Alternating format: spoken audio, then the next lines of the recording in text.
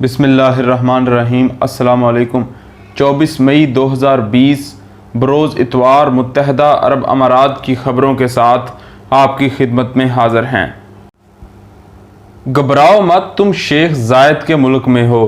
متحدہ عرب امارات صحیح معنوں میں ایک فلاحی مملکت ہے جہاں نہ صرف مقامی افراد بلکہ تارکین وطن کے ساتھ بھی انسانیت نواز سلوک کیا جاتا ہے اور ان کے مشکل دور میں انہیں بھرپور مدد فراہم کی جاتی ہے۔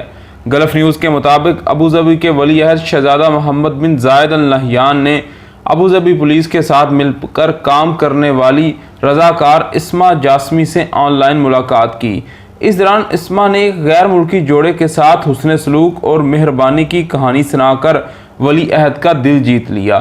اس ویڈیو میٹنگ میں اسما نے بتایا کہ ایک غیر ملکی خاتون نے کال کر کے بتایا کہ اس کی سہیلی اور اس کا خاوند کرونا وائرس کا شکار ہو کر ہسپتال پہنچ گئے ہیں، جس کے باعث ان کے 6 بچے فلیٹ پر اکیلے رہ گئے ہیں اور میں بہت پریشان ہوں۔ ان لوگوں کا یہاں کوئی رشتہ دار بھی نہیں۔ رضاکار اسما نے پریشانی کے مارے بچوں کے گھر فون کیا تو اسے پتا چلا کہ بڑی بیٹی کی عمر 13 سال ہے جبکہ سب سے چھوٹا بیٹا صرف 2 سال کا دودھ پیتا بچہ ہے۔ بچے پریشانی سے رو رہے تھے۔ اب مسئلہ یہ تھا کہ بچوں کے والدین کرونا سے متاثر ہونے کی وجہ سے ہسپتال گئے تھے۔ ان بچوں میں بھی کرونا کا شبہ ہو سکتا تھا، اس وجہ سے کسی بھی رضاکار کا ان بچوں کے ساتھ رہنا محفوظ نہیں تھا۔ سو ہماری جانب سے ان بچوں سے تھوڑی دیر بعد فون پر رابطہ کیا گیا۔ اس کے علاوہ بچوں کو آئی پیڈز بھی فراہم کیے گئے۔ ان بچوں کی حفاظت کے لیے پولیس کی ایک پیٹرولنگ ٹیم مسلسل 24 گھنٹے رہائشی بلڈنگ کے باہر تعینات کر دی گئی۔ اب آپ کو اکیلا نہ سمجھیں، ہم ان کے ساتھ ہیں، ان کا ہر وقت خیال رکھ رہے ہیں۔ ہماری جانب سے بچوں کو روزانہ 3 وقت کا کھانا ایک ریسٹورنٹ سے خرید کر بھجوایا جاتا تھا۔ اس کے علاوہ ایک کوآپریٹو سٹور سے بھی ان کی ضرورت کا سامان وقتاً فوقتاً بھجوایا گیا۔ دن میں ان کی والدہ بھی ایک بار بچوں کو فون کر کے ان کی خیریت دریافت کرتی۔ بچوں نے ماں کو بتایا کہ ایک رضاکار اسما ان کا بہت خیال رکھ رہی ہے اور ان سے کئی گھنٹے رابطے میں رہتی ہے۔ یوں 17 دن تک والدین کے صحت یاب ہو کر گھر آنے تک ان بچوں کا خاص خیال رکھا گیا۔ اسما کی یہ کہانی سن کر ولی عہد بہت متاثر ہوئے۔ دوسری جانب بچوں کی ماں نے شارجہ نیوز کو بتایا کہ ابوظبی پولیس نے 17 روز تک بچوں کو خوراک اور دیگر سامان پہنچایا۔ اس کے علاوہ مجھے بھی ایک نمبر دیا کہ بچوں کو کسی پریشانی کی صورت میں ان سے رابطہ کر لیا جائے۔ یہاں تک کہ بچوں کو آئی پیڈز اور انٹرنیٹ کی سہولت بھی فراہم کی گئی۔ اسما مجھے کئی بار کال کرتی اور ہر بار بہت حوصلہ دیتی۔ مجھے یاد ہے ایک بار جب اس نے فون پر بات کرتے ہوئے اپنے 2 سال کے بچے کے بارے میں فکر مند ہو کر رونے لگی تو اسما نے مجھے تسلی دی اور کہا کہ گھبراؤ نہیں، تم شیخ زائد کے ملک میں ہو۔ بچوں کی ماں نے انٹرویو میں جذباتی ہو کر کہا کہ میں اور میرا خاندان اس ملک کا قرض نہیں اتار سکتے۔ امارات میں گھریلو قرنطینہ کی بار خلاف ورزی پر 1 لاکھ درہم کا جرمانہ اور 6 ماہ قید ہوگی۔ اماراتی وزارت صحت نے خبردار کیا کہ گھروں میں قرنطینہ اختیار کرنے والے افراد کو ٹیسٹ کی رپورٹ نیگیٹو آنے تک گھر سے باہر نکلنے کی اجازت نہیں ہوگی۔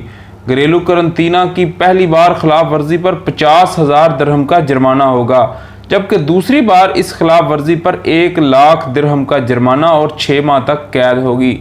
خلیج ٹائمز کا کہنا ہے کہ وزارت کے مطابق 2 قسم کے افراد گھریلو قرنطینہ اختیار کریں گے۔ پہلے تو وہ لوگ جن کے کرونا ٹیسٹ پازیٹیو آنے کے بعد وہ مصدقہ مریض بن چکے ہیں، جبکہ جو افراد کرونا کے تصدیق شدہ مریضوں سے رابطے میں رہے ہیں انہیں بھی خود کو اس کے بارے میں مکمل صحت کا بھی آگاہ کرنا ہوگا۔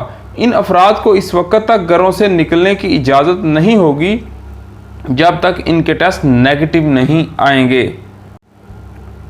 گھروں پر قرنطینہ اختیار کرنے والوں کو الیکٹرک بریسلٹ پہننی ہوگی جو محکمہ صحت کی جانب سے فراہم کی جا رہی ہے تاکہ حکام کسی شخص کی جانب سے خلاف ورزی کی صورت میں فوری پتہ چل سکے۔